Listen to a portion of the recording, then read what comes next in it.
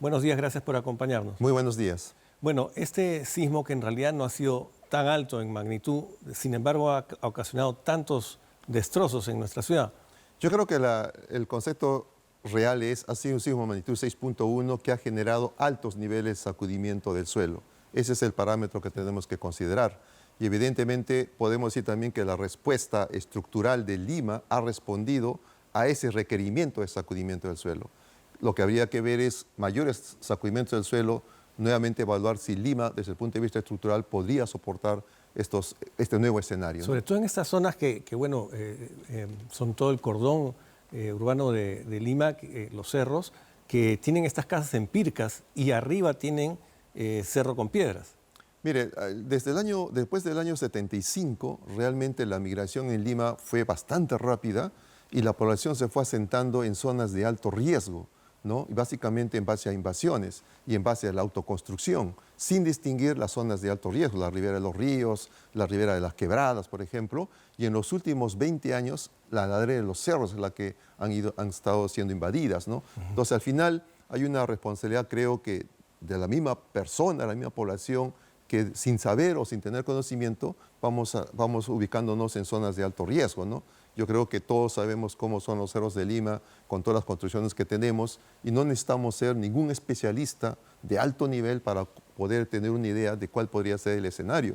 Entonces hay un trabajo que realmente se tiene que hacer a nivel de autoridad, pero también hay un trabajo que tiene que ser acompañado por la misma población. Pero muchas veces la población es engañada por esos traficantes de terrenos, por gente que usurpa terrenos, digamos, y los topa de gente y después ya no se puede hacer nada. La autoridad se ve un poco atada de manos. Mi consejo siempre ha sido, el escenario de nivel urbanístico en Lima es muy crítico, muy complejo, podríamos decir. Pero mi recomendación siempre ha sido, no importa dónde vivamos, no nos preocupemos cuándo va a ocurrir el sismo, porque el sismo va a ocurrir otra vez.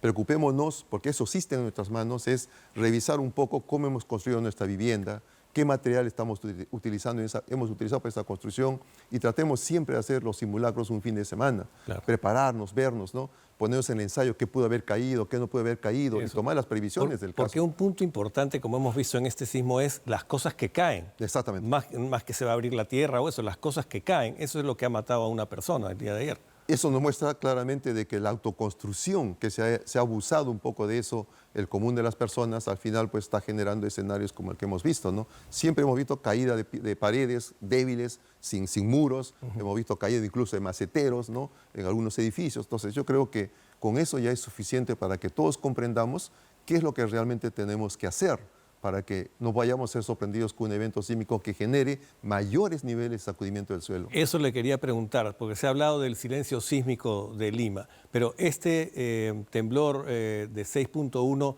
no significa que ya se revirtió ese silencio, que ya finalmente Mire, el sismo habló. El concepto de silencio sísmico es un concepto que ya no se usa después del año 2000, porque con silencio sísmico significaba en esta zona no ocurre un sismo desde hace más de 100 años, pero no podíamos conocer las dimensiones de esa zona.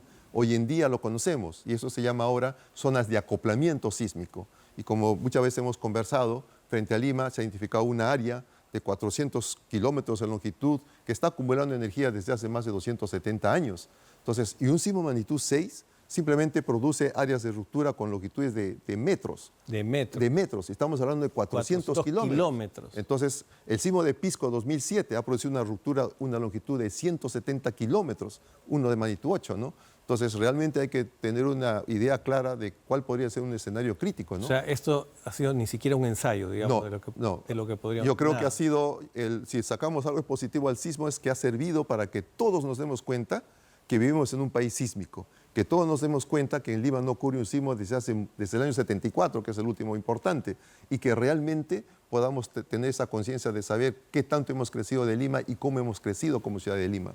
Claro, y como dice usted, en realidad esto que ocurrió ha movido metros frente a un panorama de 400 kilómetros que no se han movido antes. Exactamente, exactamente. El escenario es diferente. Yo creo que lo que hemos visto con el sismo de Chile 2010, Japón 2011, ya nos debe dar una idea realmente de cuál podrían ser los escenarios, ¿no? Y qué es lo que tenemos que hacer. Hay un compromiso que tenemos que asumir todos, desde la persona, desde la desde una persona hasta toda una sociedad. Es Claro, un y compromiso las que hacemos. organizaciones y las empresas, las instituciones y todo. Desde el punto de vista de la consistencia del suelo, ¿cuáles son las peores zonas, las más peligrosas de Lima en relación a un sismo? Mire, siempre todos sabemos de que la zona de Villa El Salvador hacia el lomo de Corvina es la zona que tenemos pura arena.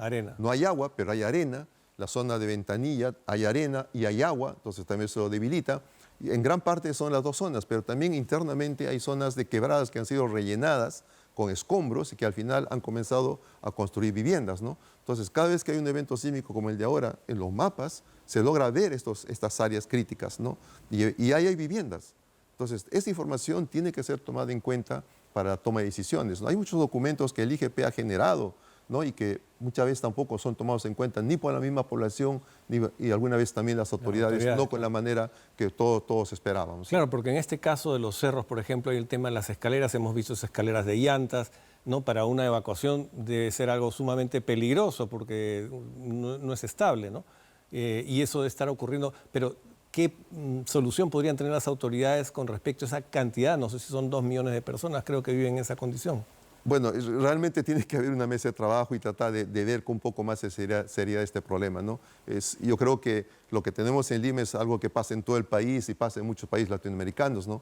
Que realmente las ciudades han crecido siempre en base a las invasiones, ¿no? Y no se ha podido lograr un control y las construcciones también se han desarrollado sin considerar las normas de construcción. Hay muchos factores que juegan en torno a estas decisiones, ¿no?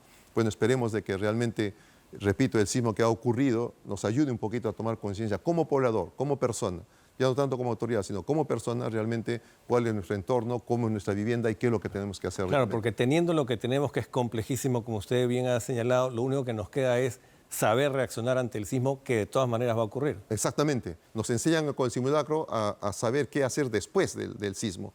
Nosotros tenemos que ser conscientes de tratar de trabajar qué hacer el antes y el durante. Es un compromiso, ¿no? Y creo que he resumido un poquito.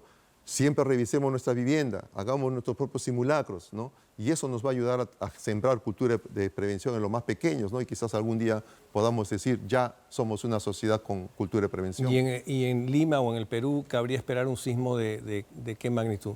Bueno, hemos hecho un simulacro el 30 de mayo para un sismo de magnitud 8.8. ¿no? Y eso lo sabemos desde el año 2014 en que el IGP publicó un artículo de investigación, un informe técnico, y eso ha ayudado a que las políticas de Estado cambien, las instituciones cambien sus documentos de respuesta, ¿no? Yo creo que eso ya es un punto de partida, ¿no? Esperamos un sismo de magnitud bastante importante que en algún momento tiene que darse. Eso no tenemos control sobre la naturaleza, pero este evento nos sirve como un indicativo de que debe servir. Exactamente, de lo que debemos hacer y lo que nos puede esperar. Como dice usted, como cada individuo, como cada persona, cada familia. Eso es importantísimo. Muy bien, muchísimas gracias, ingeniero Talavera, por acompañarnos y asesorarnos.